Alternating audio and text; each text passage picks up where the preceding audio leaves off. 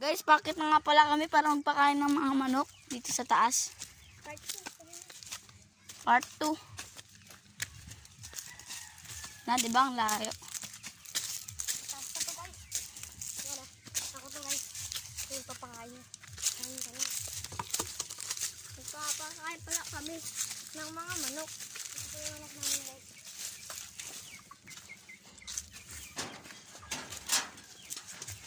Natin ang papa ko. Ay! Putik!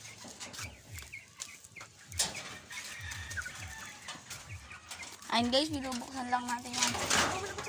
Tuwan. Saka ibang manok nga naman.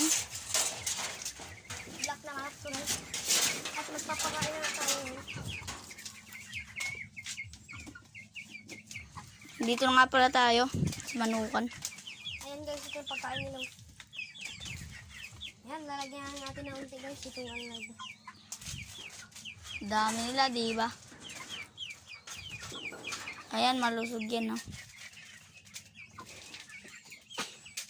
Lalagyan na namin ng unti guys. Ayan, pigs.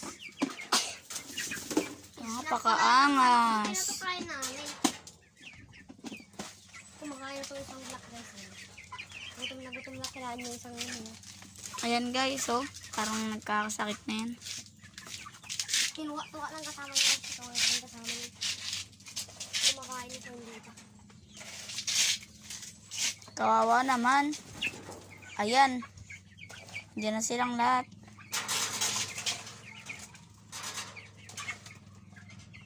Tumaba na siya guys.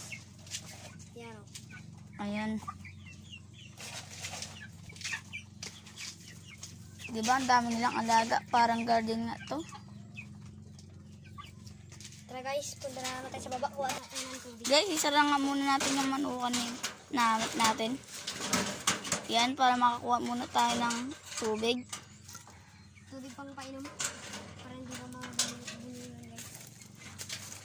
Ibang angs, guys. Alam mo naman ang mga manok guys.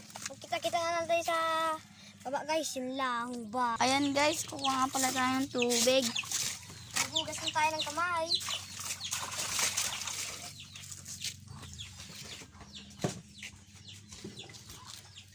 Yan guys, kuha na tayo guys. Ayan, guys. Tataas na lang tayo.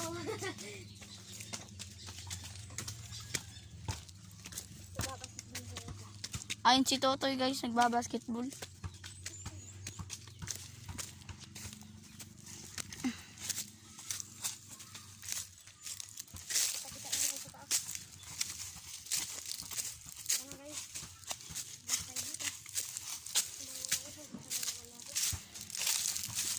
Yan, babalik na pala tayo. Kita-kita natin sa loob ng kulungan guys. Yun lang. Kuha na pala ng tubig si Arvin Mark. Yung tubig, ubusin na natin.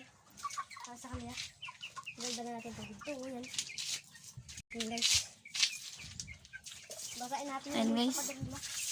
para maganda na. Dami nila guys. Ayun yung aanim. Guys, ayun yung pagkain nila. Guys, pupunta tayo po naman sa baba guys. Pupunta tayo sa baba.